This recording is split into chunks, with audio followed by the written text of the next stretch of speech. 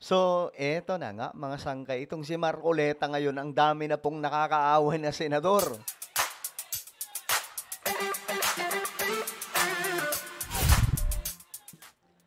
Ngayon nga mga sangkay, usap-usapan na po ito at balitang-balita, itong si Marcoleta, marami nang nakakaaway ng mga senador ngayon.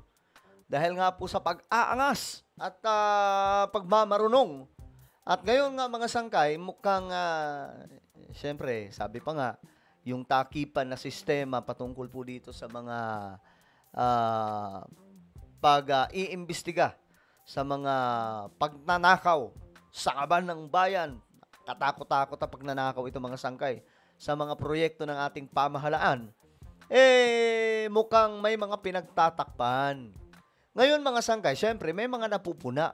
At mukhang dito nadadali si Marcoleta. Okay? Mukhang dito siya binabanatan.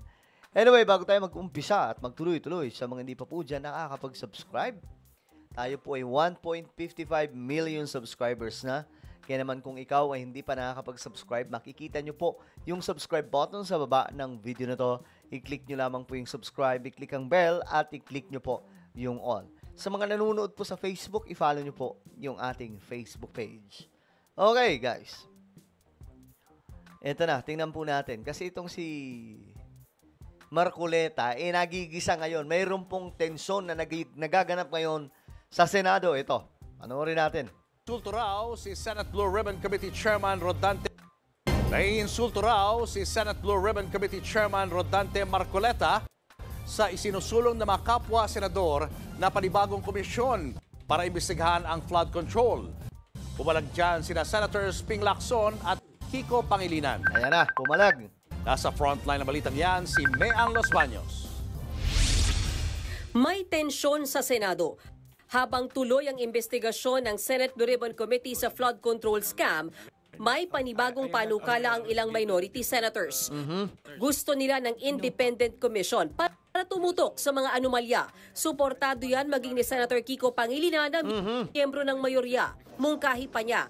Pwedeng pamunuan ito ni dating Ombudsman Conchita Carpio Morales. Pero alam nyo mga sangkay, ako to be honest, wala na dapat gagawa pa na kahit anong investigasyon mula po sa mga opisyal ng Senado o kahit sa Kongreso or sa House. Kasi nga po mga sangkay, pare-pareha sila diyang may sabit. So dapat, manahimik na sila kasi kasama sila dyan sa investigasyon. Ngayon, si PBBM, may bubuuhing mga eksperto pagdating sa pag-iimbestiga kasi malalim po itong problema, mga sangkay. Malalim to. Pambihira. Akala natin yung corruption, yun na yung malala, yung about sa pork barrel, di ba? Pero hindi, mga sangkay. Ito malala. Mga project mismo ito ng pamahalaan na binabudgetan ng bilyong-bilyon. Ganyan po kalala, mga sangkay. Kaya naman, itong mga senador, nagsusulong. Yung sinasabi nila na gusto nila ng sinasabi nilang independent body na lang ng mga senador din. Kasi nga po, mukhang nakikitaan po nila ng butas, no? Nakikitaan po nila ng butas itong isinasagawang investigasyon ngayon nila Rodante Marcoleta. Kita nyo, mga sangkay, sabi pa nga po ni Erwin Tulfo, papaano natin iimbestigahan yung mga o ipapatawag yung mga sarili nating mga kasamahan dito. Kaya ang sabi ni Tulfo, dapat separate nito, independent body, hindi wala pong involved na kahit na sinong senador at kahit na sinong mga congressman. Dapat independent mga justices, mga prosecutors, 'di ba? Nabanggit naman po yun ni PBBM at ito po yung kaabang-abang talaga, mga sangkay. Pero ito nga po, nitong si Ping Lacson at Kiko Pangilinan ay pumayag kay Rodante Marcoleta. Secretary Rogelio Singson at Baguio Mayor Benjamin Magalong. Pero hindi yan nagustuhan ni Blue Ribbon Chairman Senator Rodante Marcoleta. Ang dating sa kanya, iniinsulto siya. Kung gusto raw ni Pangilinan na palitan siya, magpresenta na lang siya. Umalma si Pangilinan. Git niya, hindi siya ang nagmungkahi niyan. Kulang daw sa research si Marcoleta. Nako, yari, kulang ka pala sa research sa senator. Si Senate Minority Leader Tito Soto raw ang nagpanukala ng Independent Commission. At hindi rin naman daw pinipigilang mag-imbestiga si Marcoleta. Dagdag pa ni Pangilinan, wala siyang panahon sa personalan. Trabaho lang. Pinasaringan din ni Marcoleta si Senator Ping Lacson. Ayan na. Nagkakaanuhan na to mga sangkay, nagkakabanatan Na na. umapila raw na baguhin ang hearing schedule para hindi magsabay sa budget hearing. Gate ni Marcoleta, pinapakialaman siya. Buwelta naman ni Senator Lacson, walang nanghihimasok. Gusto lang daw nilang maayos ang gobyerno. Ayaw niya rin daw ng away. Pero kung aawayin siya, abay papalag daw si Lacson. Nako, ayan na. Nagbabalik Boxing na ba to? Ano ba to? Parang Baste laban kay Torre, boxing. O, boxing na lang, Marcoleta. Boxing ngayon ni Senator Lacson. Hindi, joke lang. Ngayon, mga sangkay, ito rin. Si Senator Tulfo, bumanat na din mga sangkay kay Marcoleta. Kasi nga po, ayon dito sa kanya, ayon kay Tulfo, yung iba daw, pinagsasalita, ang tagal-tagal. Siguro, yung mga kakampi, sobrang tatagal. Pero pag sila, aba, mga sangkay, saglit lang. Kita nyo mga sangkay kung paano ininterrupt si Senator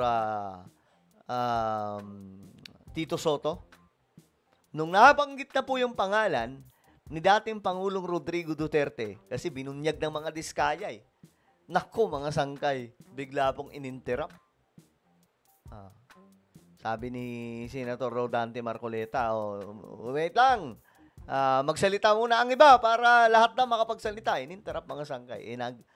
At that time, nagsasalita pa lamang po si Tito Soto. Mukhang ayaw po mabunyag yung pangalan nila PRRD sa problemang ito. Sabi dito mga sangkay, hindi natuwa si Senator Raffy Tulfo sa kanyang pagiging unfair in Senate Blue Ribbon Committee. Chairman Rodante Marcoleta dahil sa di pagbibigay ng sapat na oras sa kanya upang magsalita sa pagdinig sa komite sa issue ng umano'y anomalya sa flood control projects. Dito na nagsalita. Ito mga sangkay. Sabi ni Raffy Tulfo, Mr. Chair, because the last time I was here, I was only allowed 2 questions by you. And yet, ang mga kasamahan ko rito, bilang respeto sa mga kasamahan ko, they were allowed na 1 to sawa sa Adi Tulfo. Dapat maging fair ka, Mr. Chair. Pag sinabing mong 2 questions, 2 minutes, 2 minutes lang talaga. You have to stick with it. Dito binasag mga sangkay si Marcoleta. Ewan ko, bakit ganon? Ako ang napansin ko talaga. Mukhang takipan po ang nangyayari. Hugasan mga sangkay. Kaya dapat hindi Senado at hindi ang Kongreso o hindi yung House ang magpapaimbestiga dito. Wala dapat kayong mga hearing na ginagawa, nagsasayang kayo ng pera. Kasi dapat ang gumawa nito ay yung independent body na bubuuhin ni PBBM. At yun ay bubuuin mga sangkay na mga forensic investigators, lawyers, mga prosecutors, mga justices. Yan po yung bubuo niyan. Sila po yung maging imbestiga, yung mga eksperto pagdating po sa batas at pananaliksik na mga ebidensya. Kita niyo naman yung mga tanong nila ba ito, mga sangkay? Napakawalang kwenta talaga. Kaya nga po, sana tigilan na nila yan. Kapag nag-start na ang investigasyon na bubuuhin ni PBBM, mga sangkay, grabe itong nakawad ngayon, mga sangkay. Malala po ito, sobrang lala kasi trillions na pera ang nanakaw, mga sangkay, dahil po sa mga... Alam nyo, ito, sinasabi ko lang, kung nagawa sana yung mga project sa ating bansa, kung nagagawa na maayos, magaganda yung kalsada natin ngayon. Mga ispaltado lahat ng kalsada. Walang lubak yung kalsada. Yung ultimo, konting gas-gas pa lang, matatakpan ka agad, maaayos ka agad. Kung walang pagmamaniobra sa DPWH. Pero nakakalungkot lang mga sangkay, pag dumaan ka sa kalsadahan, may ibang mga part ng kalsada para kang nangangabayo. 'Di ba? Dahil nga po, mga sangkay, sa mga substandard na gawa. So, it's not only about flood control or anything but kalsada, tulay, at marami pa pong iba na ginagampanan ng DPWH. So, kailangan po itong maimbestigahan. Kailangan may mapakulong. Okay? Well, ano po ang inyong opinion? Comment down below. Mayroon po tayong YouTube channel, Sangkay Revelation. Hanapin niyo po ito ngayon sa YouTube. Kapag nakita niyo na, i-click niyo po yung subscribe, i-click ang bell, at i-click niyo po yung all. Ako na po ay magpapaalam. Mag-iingat po ang lahat. God bless everyone.